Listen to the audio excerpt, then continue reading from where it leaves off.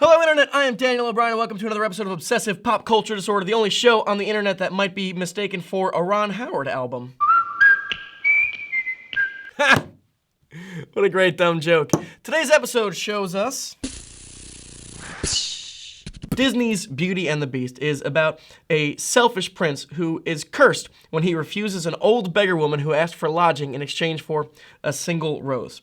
The beggar woman reveals herself to be a powerful enchantress who puts a spell on the prince and everyone in his employ. All of his staff members become household objects, and he himself is turned into a hideous beast. Ashamed of his monstrous form, the beast concealed himself inside his castle with a magic mirror as his only window to the outside world. Except windows, right?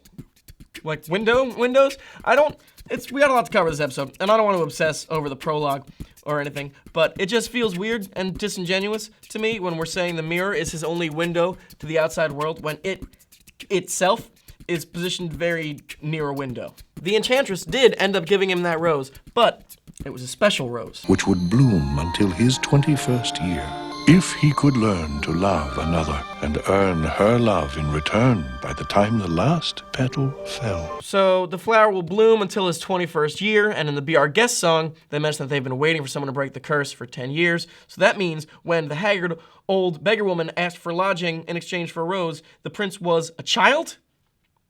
Yes, he was.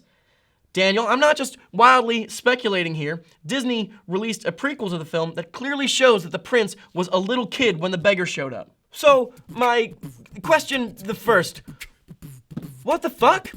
You got a prince, a little kid prince, just a prince. No king, no queen, no parents around. So you got this little bastard child prince all by himself. And then this creepy old one-eyed woman shows up asking for a place to stay in exchange for some bullshit she pulled out of the ground? Of course you turn her away. Do not let that woman in. That's not the prince being selfish and superficial. That's a child making a responsible decision when it comes to strangers. Disney is telling the kids at home, don't judge a book by its cover. Let the freaky people into your home all the time. It's fine. And he was right to be skeptical. The girl was a witch. Or enchantress, but that's just white people witch. Let's be real here. The prince probably turned her away because he saw a bunch of old Disney movies, and in Disney movies, whenever a creepy looking person is trying to hand you something, that's poison. It's always poison. This is no ordinary apple. It's a magic wishing apple. This one just cursed him, which brings me to question 2. What is love? I'm not asking, I'm not a robot. That's the kid, the prince should be asking that, because the way to break this curse is to love and be loved in return.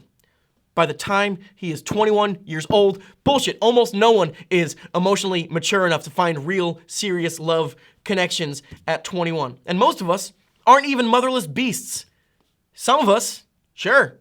Some of you, I bet, absolutely. But most of us, nope. Stop! Get out! And now this child, who, remember, is a child, has to go through the nightmare of puberty while being a beast and has the added pressure of trying to get someone to fall in love with him by the time he turns 21, on top of everything else. When Belle shows up at the castle, he is a 20-year-old orphan virgin beast, and he has a very short amount of time to establish a very complex emotional connection with the only girl his age he has ever met. And the pressure isn't just on him. If he doesn't find love, his entire staff will just be brooms and coat racks and hats forever. Ryan Gosling couldn't get someone to fall in love with him under those circumstances, and his dick is made of Ryan Gosling's dick. Seriously? It's like you're photoshopped. We're running out of time. Shouldn't have spent all that time on the prologue. Okay, put a minute on the clock. Lightning round of Beauty and the Beast questions, go. Why doesn't the Beast know how to use silverware? He used to be a man for a while. He still knows how to put pants on. Why is the silverware problem?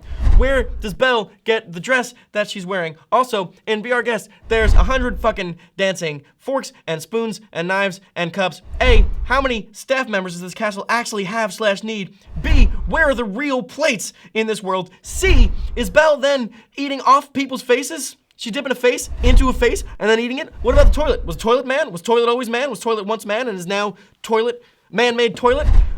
Hey, how does the broom and the candle have sex with each other? And Chip, he's 8. Mrs. Potts is a fucking 100. He calls her mama. There's a story there, Mrs. Potts. And America wants to know, are they still getting fresh food delivered? It looks like they are. Is someone supplying them with fresh food? And that's not weird for anyone? What's the gray stuff, Lumiere, that you're getting supplied? The gray stuff that's delicious. What's the story there? Hey, this kid used to be a prince. Farts. This is my least favorite episode. Thanks for sticking with me. Join us next week when our topic will be 7 historical figures you may or may not want to have dinner with. Pretty open. Could go either way, it sounds like.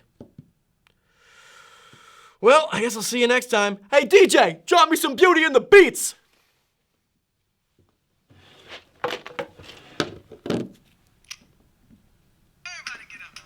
Hey!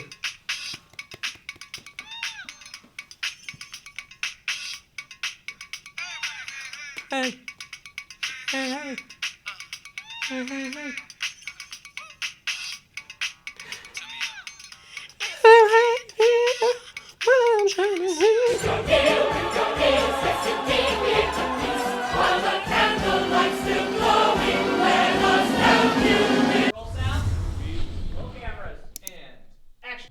Okay guys, the campaign to put me, Katie Stoll, in every crack sketch continues.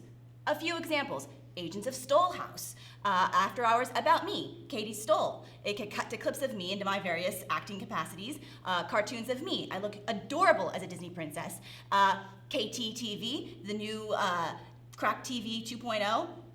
The possibilities are endless. Subscribe. Only you can make a difference.